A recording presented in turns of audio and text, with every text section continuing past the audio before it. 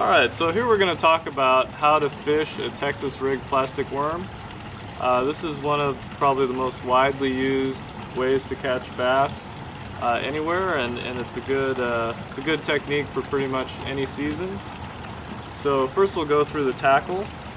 Obviously you scale the size of the tackle to the size of the worm, so this is a little lighter, kind of more finesse type worm.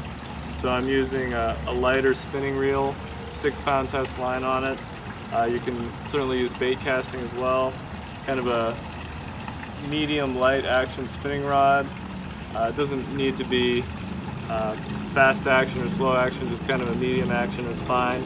You can fish plastic worms on a lot of different kinds of tackle.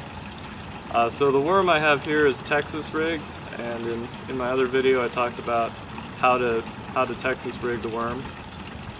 It has a colored weight. I like using colored weights that rather than like a shiny metal one, because I think it looks a little more natural.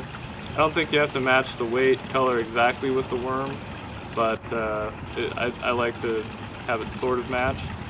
And then there's a 6-inch kind of standard purple and black plastic worm. This is kind of a good all-around choice. It's rigged weedless so that the hook's not sticking out, so it's not going to catch on weeds. You can cast it into almost anything and slides right through, which is good for bass because a lot of times bass are way in there in the cover.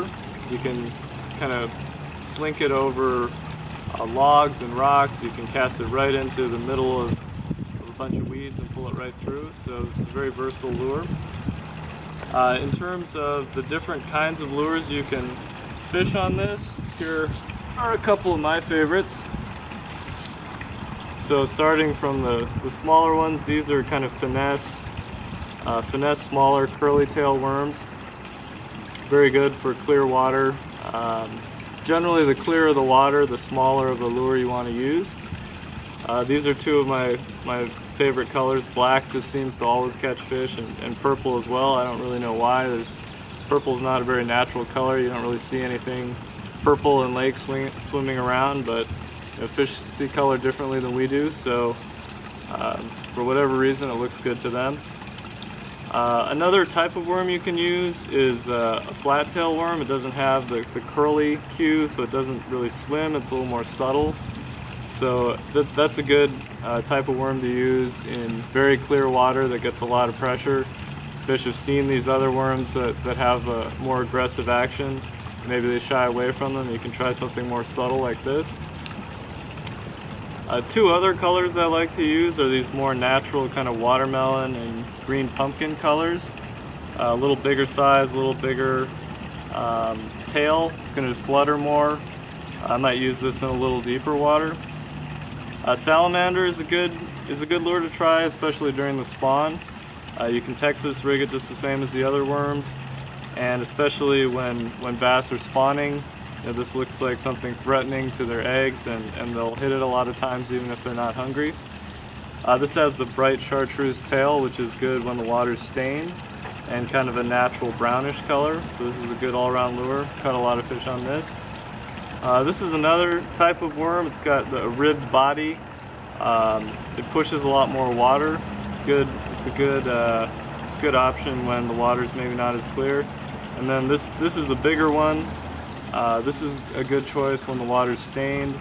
It's a big lure. It's got a big tail, makes a lot of fluttering, and it's got this bright chartreuse color that shows up really well when the water's not clear. So these are some of the worms that I like to use. I'd say I've caught 80+% of my bass fishing worms on one of these.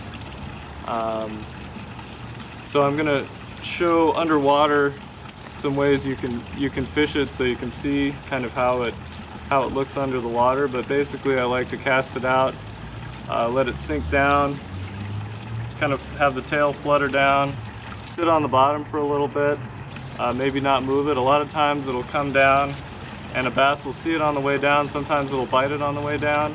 And so if you see your line moving off in one direction or another, you need to reel up the slack and set the hook, because the only reason your line is going to move off in another direction is that a fish has grabbed the worm. So it'll flutter down. If it reaches the bottom, a lot of times, especially in clear water, you'll see the bass come and just kind of sit there looking at it with their nose right up against it. And so I like to just kind of sit it there for a while, and after 10 seconds maybe, just kind of give it a little twitch, and a lot of times that'll trigger the bass into striking. One nice thing about the plastic worm, and with all plastic lures, is when the fish grab it, it feels natural to them, so they're going to hold on to it. It's not like a crankbait or a hard plastic lure. When they grab it, a lot of times they'll hold on to it for 5-10 seconds, which gives you a lot of time to figure out whether you have a bite, reel up the slack, and set the hook. So a lot of times I'll just retrieve it, kind of pulling it a few feet at a time and letting it sit. If that's not getting any bites, sometimes I'll reel it back quickly. Sometimes that triggers them into striking, just a steady retrieve with the tail swimming. If you can kind of crawl it over rocks and logs and things like that on the fall down the side, a lot of times they'll bite then. And yeah, it's just a very versatile lure. You can retrieve it straight, you can let it just sit there. Sometimes it gets bites just sitting there. And generally, the colder the water and the less active the bass are, the slower you want to move it, and the smaller of the lure you want to use. So this is just kind of a good all-around kind of medium-sized, medium-action lure. I'd probably start with something like this, and then if the fish are very shallow and very clear water, I'll move to something smaller like this perhaps. And if the fish are deeper and the water is less clear, I'll go with something like this that you can see from a long way away. Here's what it looks like underwater. You can see you can crawl it over something, pause it, and then swim it.